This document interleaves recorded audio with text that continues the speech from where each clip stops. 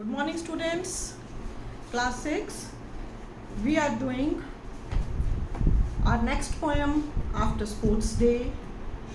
Is 10th in Stepping Stones book, lesson 10. After Sports Day. Sports has been an integral part of your life, of your student life. But here the poem is a bit different in the way that after sport, that a parent wants that his child should come first always. It's the theme is associated with parents' dreams. One theme is that it is not whether you win or lose, but how you play the game is important. The way you play.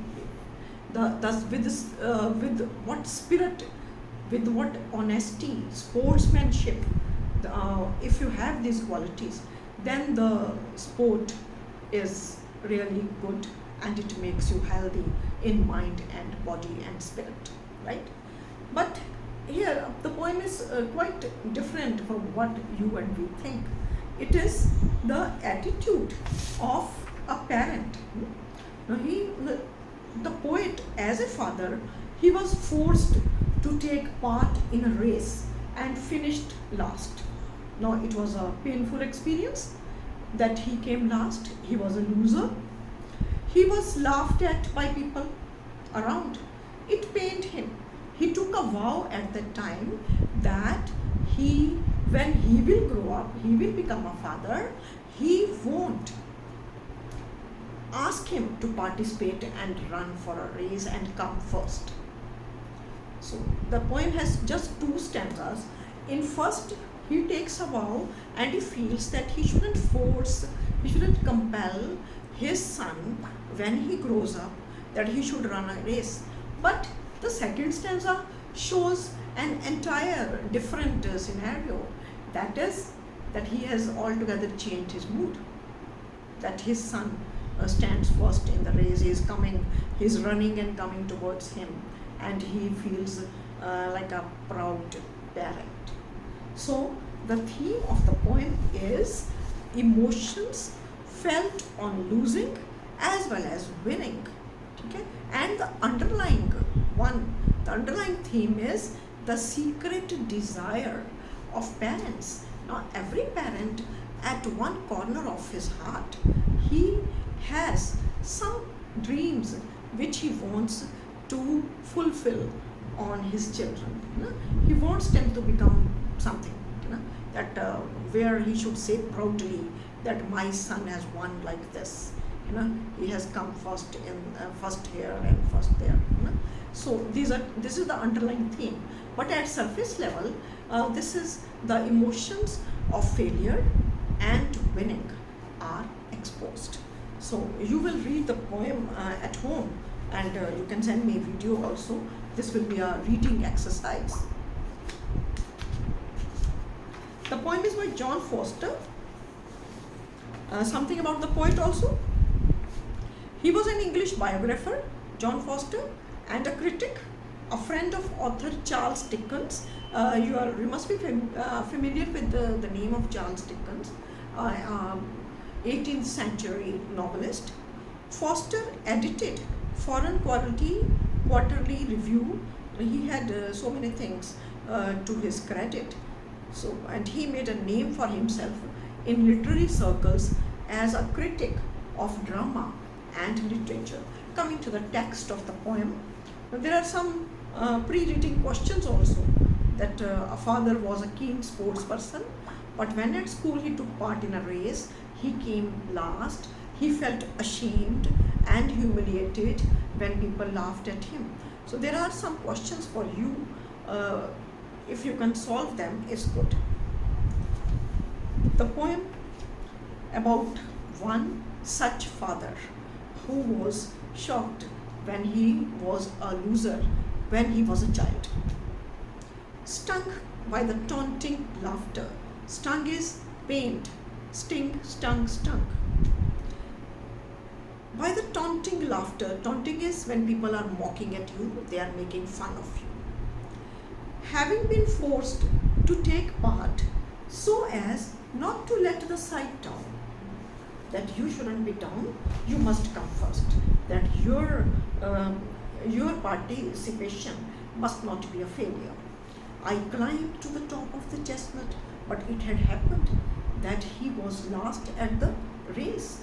So when people laughed, he was so pained that he had nothing to do. He simply imagined that he should get up he should climb up to the top of the chestnut tree, and he tearfully vowed, and very painfully, he took a vow that when he marries, when he has a son, he won't ask him to run like this in the race, and he won't crave that his son or he won't have any desire that he should win or lose.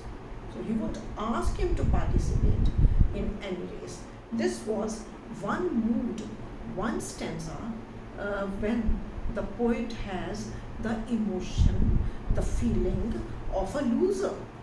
That how he was pained, how he was disappointed. The second stanza is in contrastive mood. It is, why is it that 20 years on I feel a father's pride, watching my son come striding first to the finish. Finish line होती है जहाँ पे and में आके वो जब race आप भी खेलते थे है ना, वो जो स्पोर्ट्स डे पे करते हो, तो जब आप फिनिश लाइन पे आ जाते हो है ना, जल्दी पहुँच जाते हो, तो फर्स्ट आ जाते हो, सेकंड आ जाते हो. Forgetting the agony of the forlorn figure trailing in the last. He says, why is it that 20 years on, now after 20 years, the father has this feeling that, oh, his son is coming, running towards him when he is standing at the finish line. He is coming first in the race, and he is feeling proud of it. Comes striding first to the finish, striding that he is running, he is coming towards him. Now he has forgotten all the agony, all the pain he had experienced 20 years ago. He was in happy mood. Of the forlorn figure, forlorn is sad, lonely figure. He had at that time a disappointed state of mind. He had at that time 20 years ago when he was not on the winning side. Of the forlorn figure trailing in the last, trailing when he was moving in a zigzag manner, he was not confident, and that because he knew that he was a loser, he was left at the last. So this is a very small poem. There are just 3-4 difficult words. Stung is pained. दूसरी तरह से use हुआ ये word. वैसे तो sting काटना होता है, जैसे मधुमक्खी काटती है. टॉन्टिंग इज मेकिंग फन, किसी को टॉन्ट करना. सरकास्टिक टोन में, सरकास्टिक सी टोन में कुछ बिटर रिमार्क्स देना ना, यहाँ पे लोग हंस रहे हैं तो वो सरकास्टिक है. तो painted is to breathe heavily ना, जैसे सांस चढ़ जाता है ना, आप सीढ़ी चढ़ते हो या भागते हो है ना, when you breathe heavily, it is panted. And on this other stanza, forlorn is sad and lonely. When you are weak, sad, when you are not in high spirits, it is forlorn.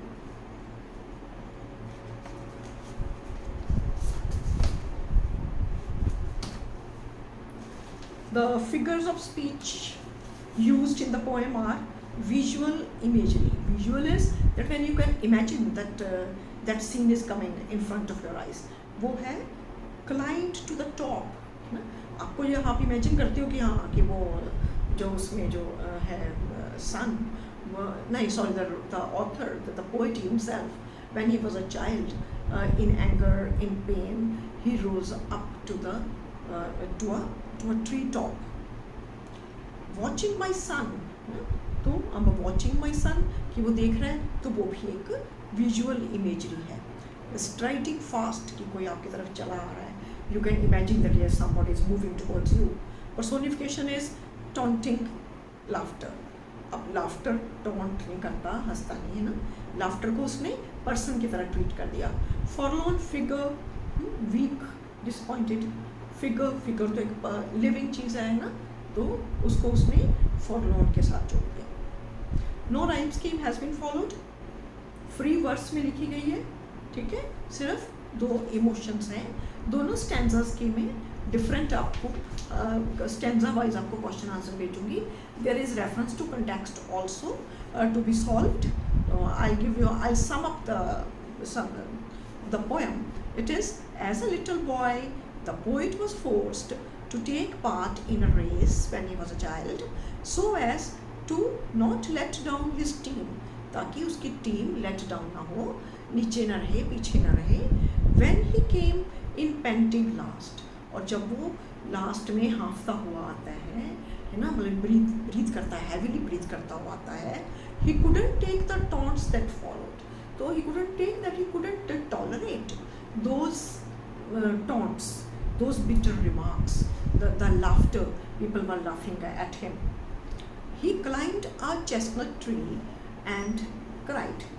But at that time, he took a vow that when he is grown up, he won't ever let his son, he won't force his son that he should run for a race and must come first. He won't impose his dreams on him. Okay. But now, suddenly the scene at the in the second stanza changes. But now at 20 years later, अब ये पहली थी feeling उसकी painful feeling, loser की feeling है ना, when he was defeated. But now 20 years later, the poet cannot understand how he is able to forget the pain he felt when he finished last, as he swells with pride. But now he is in pride because he is watching his son winning the race. So this is all about the poem. Appreciation also we will do. You try first the question answers given at the back at this read and write section of the chapter, and you are writing reference to context, and in addition I'm sending you also some question answers. Then we will discuss them at the Google Meet in the evening. Thank you.